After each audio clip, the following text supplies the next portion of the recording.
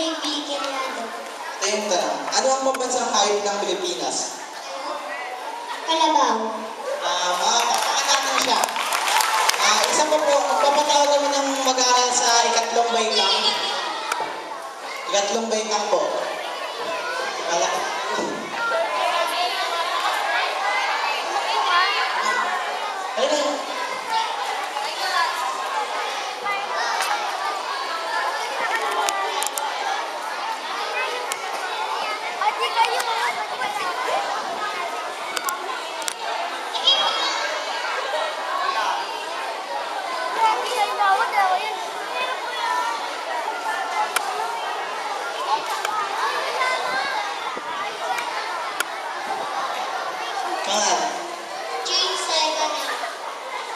Ano ang pambansang bulaklak ng Pilipinas?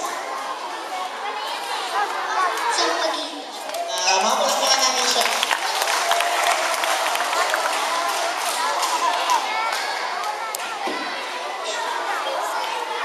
Sasayaw naman ang mga mag-aaral ng ikalimang baitang ng pinamagatang kaibigan ng